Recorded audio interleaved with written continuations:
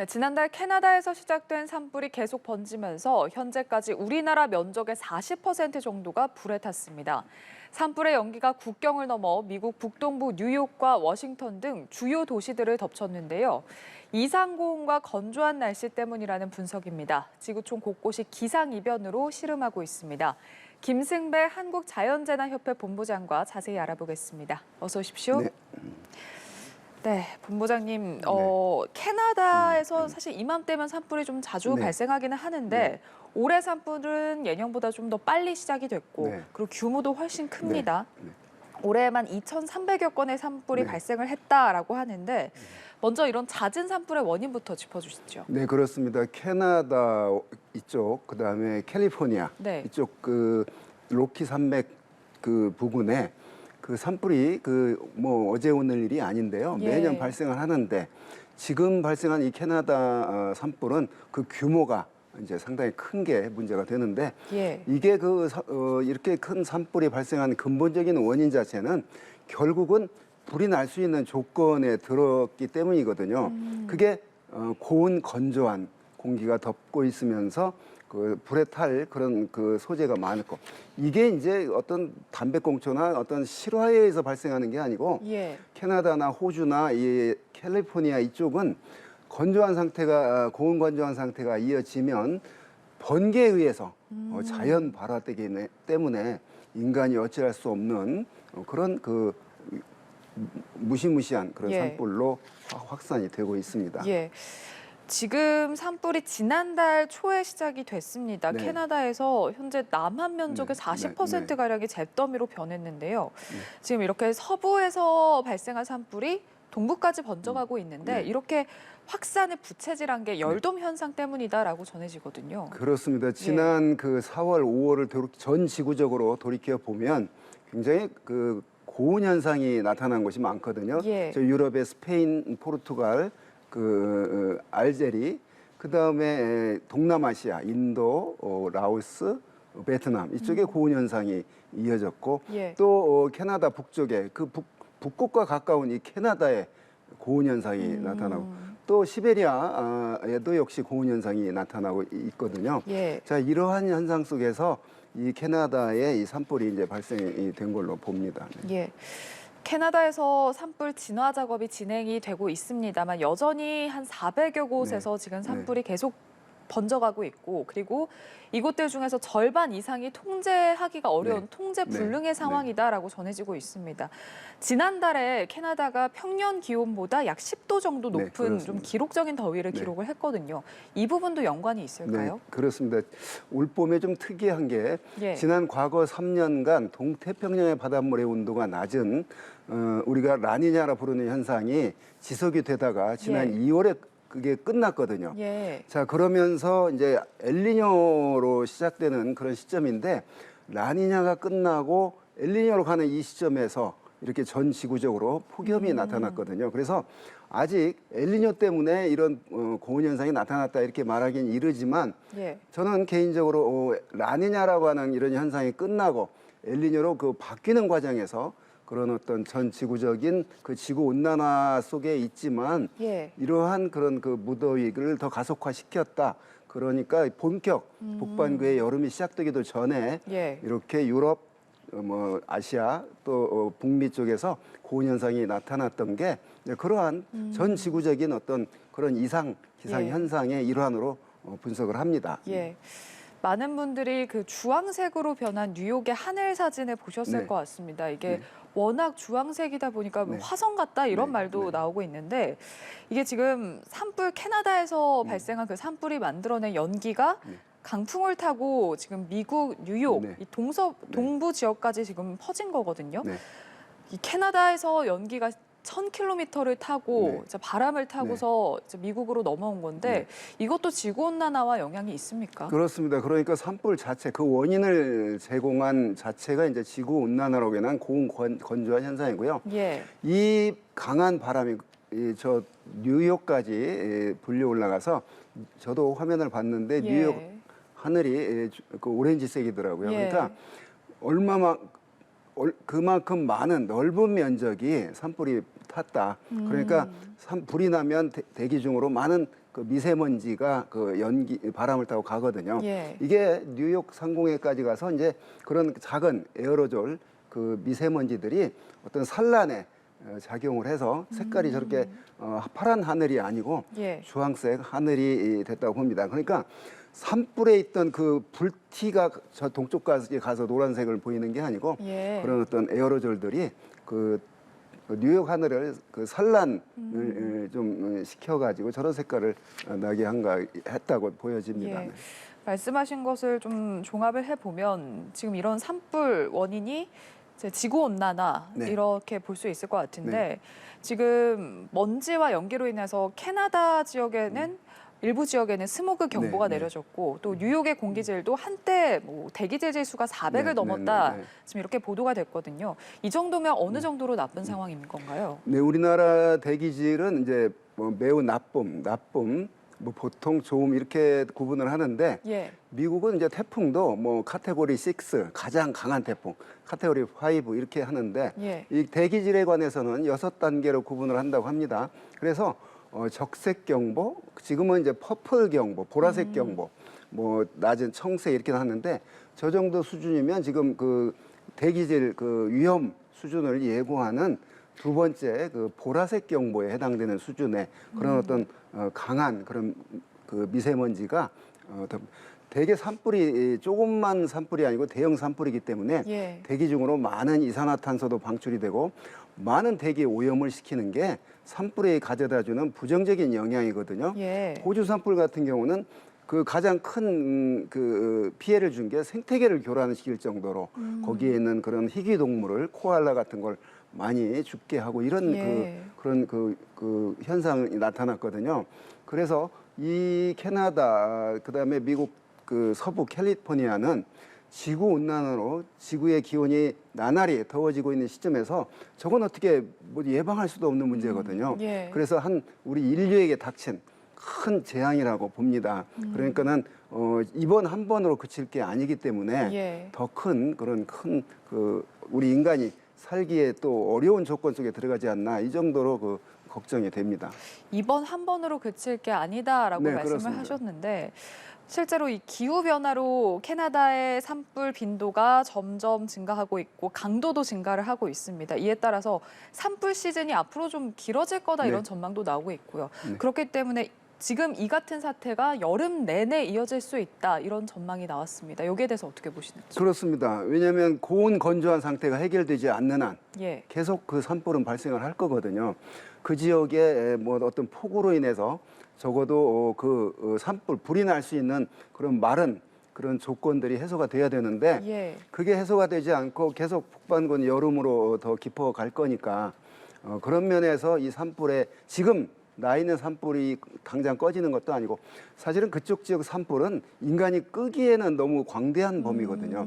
지금 그 소방수들이 하는 거는 민간 지역의 어떤 그 방어막을 치는 수준이지 예. 산불을 잡기 위해서 들어갈 수 없는 그 정도로 어마어마한 그런 산불이거든요. 예. 호주도 역시 2019년 9월에 시작해서 약 6개월간 그 산불이 저절로 꺼질 때까지 인간이 바라볼 수밖에 없었는데 이번 산불도 지난달에 발생한 산불이 우리나라는 겨우 발생을 해서 가장 길어봤자 뭐 일주일 열흘이잖아요. 예. 저쪽은 그 크기가 다르기 때문에 예. 하여튼 그런 면에서 그 우리나라와 비교가 되는 그런 산불입니다. 예, 앞으로 이런 이상 기온 현상, 산불 현상이 좀 지속될 수 있다라는 네. 조금 암울한 전망인데 네. 앞서도 언급을 해주셨지만 라니냐가 끝나고 엘니뇨가 지금 엘니뇨로 바뀌면서 바뀌었어요. 네. 이제 전 지구적으로 폭염이 나타나고 있다 네. 이렇게 네. 말씀을 해주셨는데 유엔 세계 기상기구도 네. 이제 7월 말쯤에 엘니뇨 현상이 나타날 수 네. 있다 이렇게 전망을 했거든요.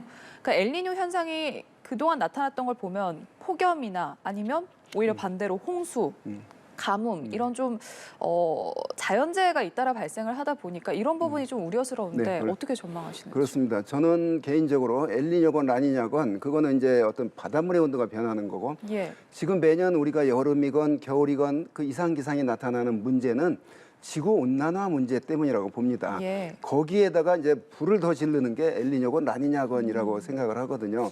자, 지금 5월 달에 그 엘니뇨 감시 구역의 바닷물의 온도가 0.5도 이상 높아지기 시작했어요. 이번 6월 달이면 이제 두 번째 달이 되고요.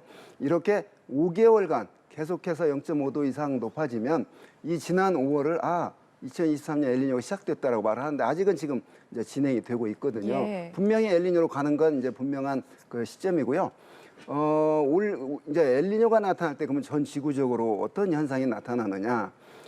통상적으로 동태평양의 바닷물에는 우리가 무역풍이라고 하는 편동풍 때문에 동쪽 태평양보다는 서태평양의 바닷물 온도가 항상 높습니다. 예. 그렇기 때문에 여기는 대류 활동이 활발하고 이쪽은 하강 기류가 우세하고 이런 큰 동서 순환이 있는데 이 엘니뇨라고 하는 바닷물의 온도 변화가 따뜻해적으로 변했거든요. 예. 그러면 이쪽이 따뜻해지니까 무역풍이 약해지고 이 서태평양이 원래 높은데 그 엘니뇨 현상이 나타나기 시작하면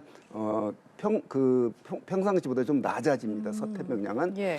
라니냐가 있었을 때는 서태평양 바닷물의 온도는 반대적으로 높은 현상이 나타나고 그 여파로 저는 초여름 초봄에 그런 그 폭염 예. 또 2호, 3호 태풍이 이렇게 이르게 발생하고 이렇게 보고 있거든요. 예. 자, 그런 면에서 이제 이 엘니뇨가 심화되면 될수록 더 전 지구적으로 태평양의 바닷물의 온도가 높아지면 더 많은 양의 수증기가 방출이 되고 이 많은 양의 수증기가 방출이 되면서 전 지구적인 교란을 이제 일으키기 시작하는데 예. 그런 면에서 과거에 엘니뇨가 나타났을 때 어떤 이상 기상이 나타났나를 보면 예. 이쪽 서태평양의 인도네시아, 필리핀, 호주 북부는 강수량이 적었습니다. 반대로 이쪽 동쪽 페루, 미국 남부, 중미 이쪽은 이제 오히려 비가 많이 오고 이게 이제 엘니뇨가 나타나는 해의 특징인데 예. 엘니뇨가 나타났을 때 우리나라는 그럼 어땠느냐? 과거에 보면 기온은 그 여름 기온이 그렇게 높은 그런 그 기온은 저온 현상을 보입니다. 예. 강수량은 반대로 늘어납니다.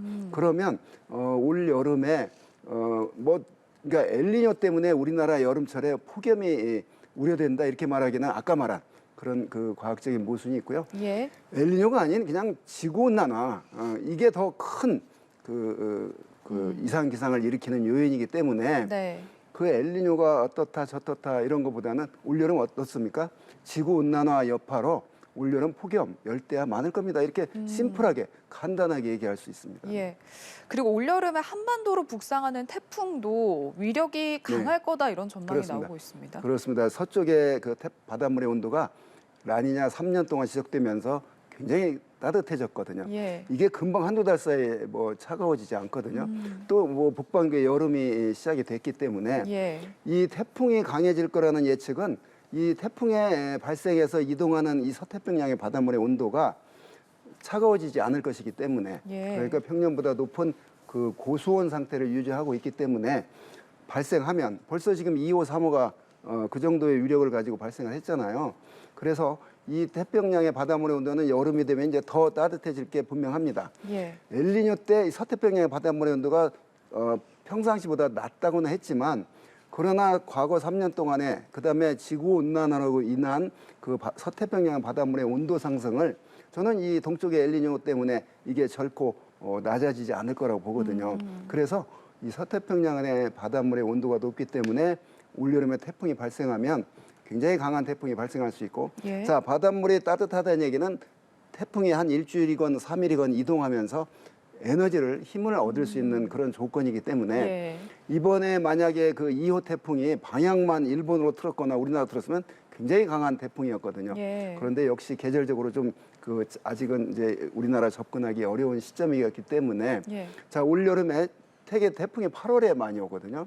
그래서 이제 한 7월 하순, 8월 또 9월 상순까지는 올 여름에 작년에 흰남노라고 하는 태풍, 예. 강한 태풍이 있었는데 분명히 한두 개 정도는 매우 강한 태풍이 그 엘니뇨하고 상관없이 예. 지금 서태평양의 바닷물의 온도가 높기 때문에 우리나라 쪽으로 조건만 맞으면 그 조건이 이제 그 태풍의 어떤 그 이동할 때 우리나라로 올 수 있는 그런 그 어떤 기압 배치가 되면 분명히 올 걸로 봅니다. 예. 그리고 그 엘니뇨 때 이쪽 우리나라 부근의 기온은 낮은 현상을 보였거든요.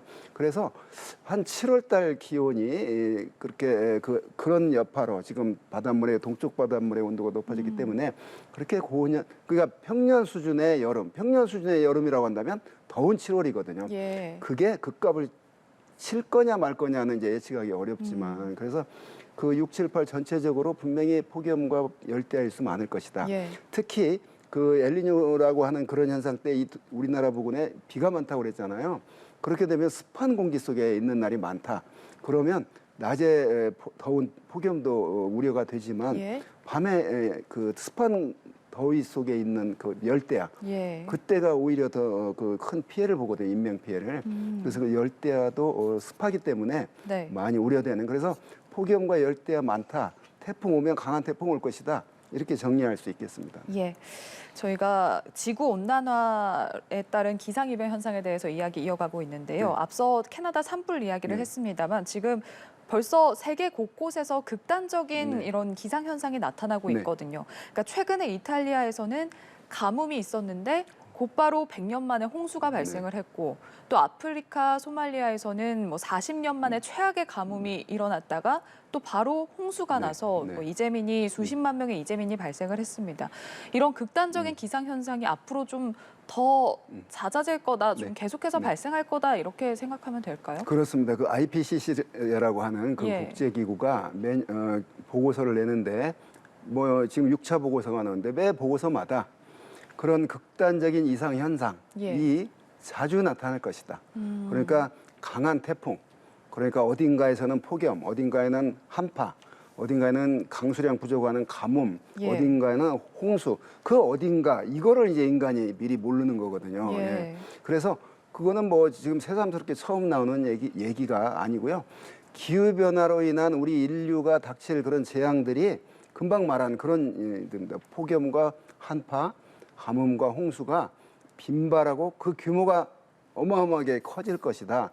그런 그 규모와 그런 그 발생 빈도를 지금 우리가 작년에 체험했고 재작년에 체험했고 예. 지금 그러고 있거든요. 예. 그래서 작년에 우리나라만 보면 중부지방에는 폭우가 왔고 남부는 비가 적게 와서 올 봄까지 가뭄에 시달렸거든요. 자, 이런 좁은 우리나라에도 그 정도인데 이 전 세계적인 전 지구적인 현상은 더 큰 그런 어떤 그 이상 기상이 늘어나고 있는데 그 기후 변화로 인한 그 이상 기상 지금 말씀한 그거는 뭐 어제 오늘 일이 아닙니다. 그래서 예. 그걸 줄이기 위해서 인간이 어떻게 해야 될 것인가 이거 고민하고 있잖아요. 예. 근데 쉬운 방법은 없죠.